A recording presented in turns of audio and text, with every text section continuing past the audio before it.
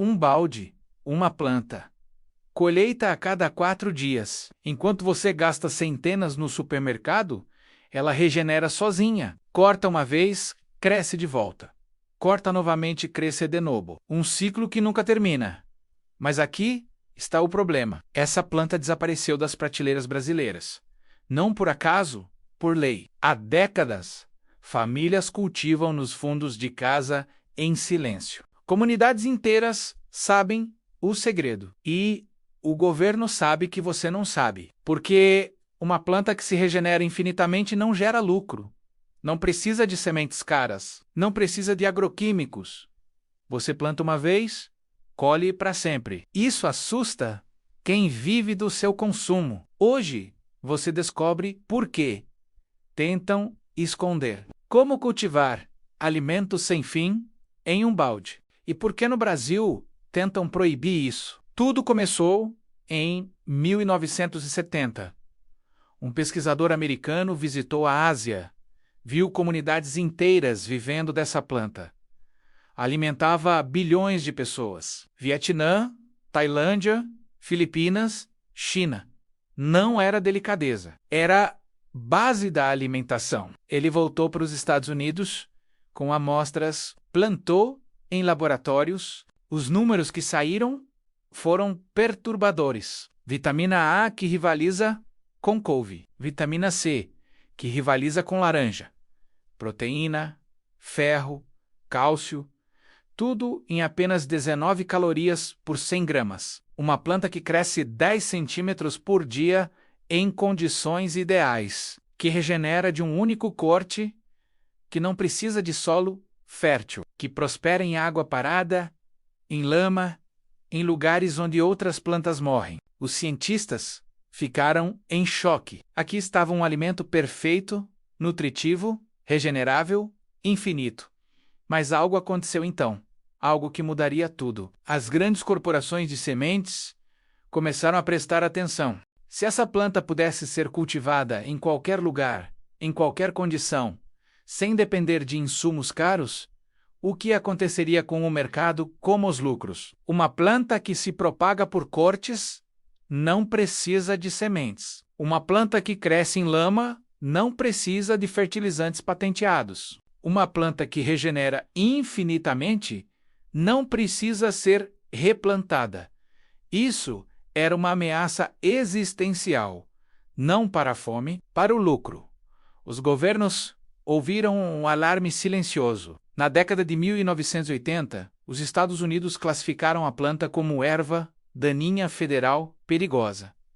Mas aqui vem o detalhe importante. Eles nunca disseram que era tóxica, nunca disseram que era perigosa para comer. O argumento era ecológico. Diziam que crescia demais, que tomava conta de rios, que era impossível controlar, e funcionou.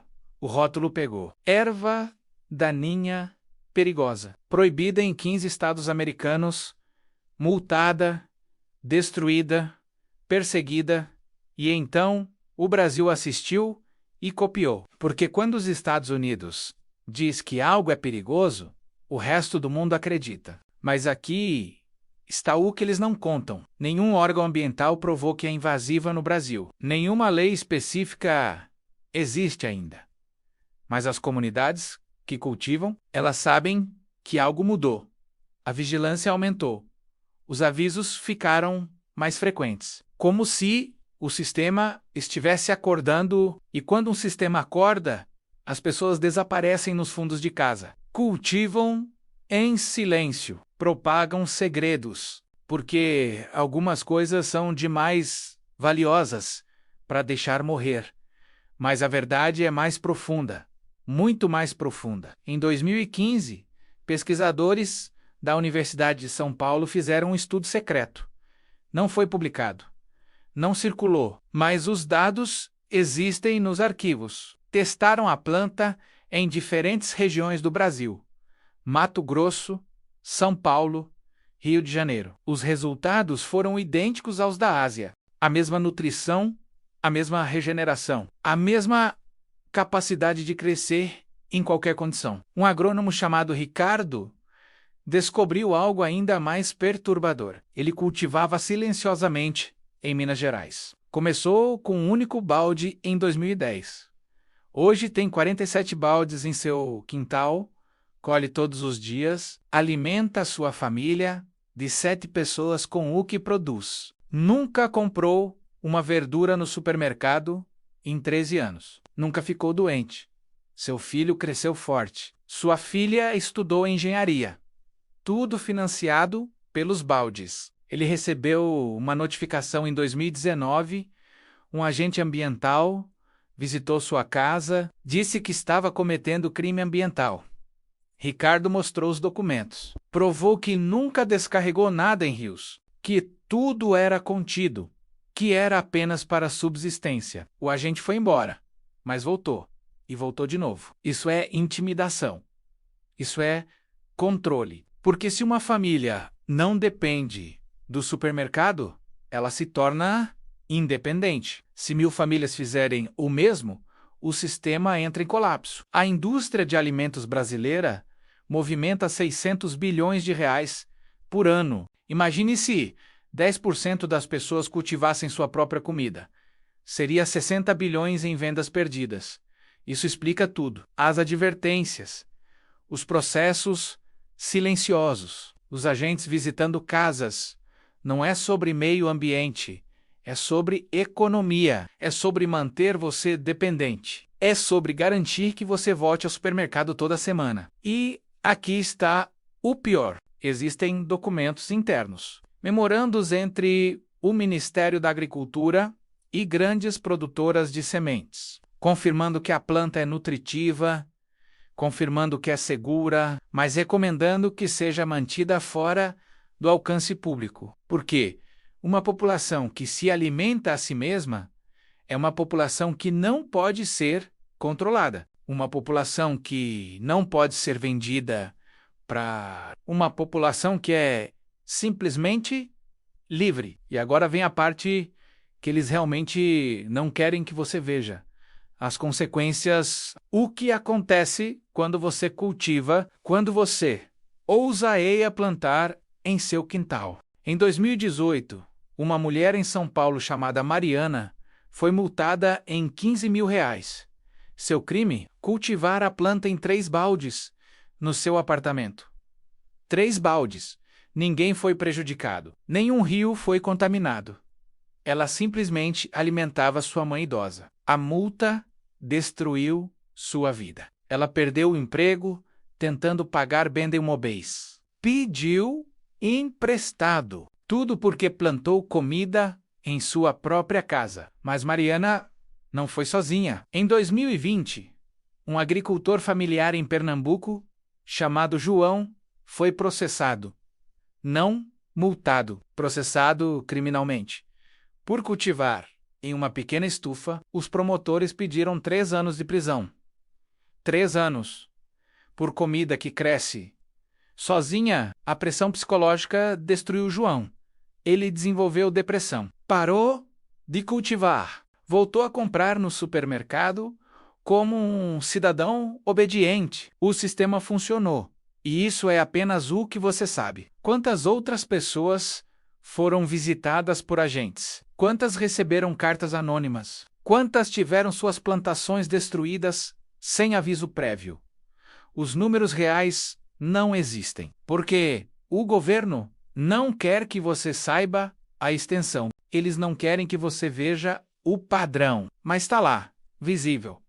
Óbvio, cultivadores sendo perseguidos enquanto gigantes do agronegócio recebem subsídios bilionários, enquanto monoculturas de soja devastam florestas, enquanto pesticidas envenenam rios. Mas uma pessoa plantando em um balde, isso é crime ambiental. Isso é o inimigo.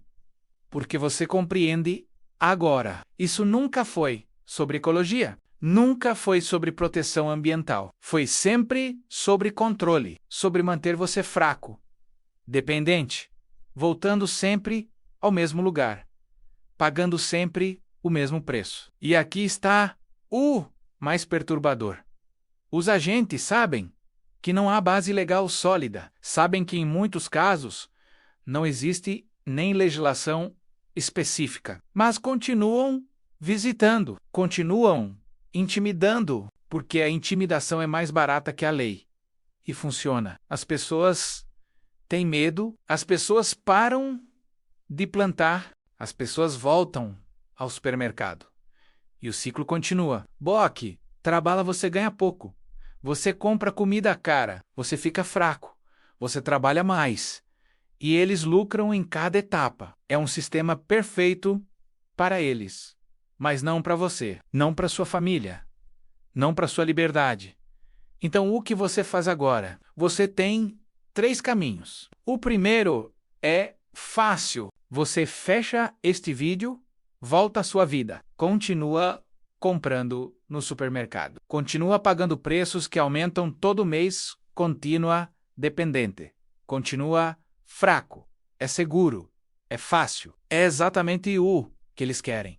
O segundo caminho é mais difícil. Você planta, você cultiva silenciosamente, como milhares fazem. Você começa com um balde, depois 2, depois 3.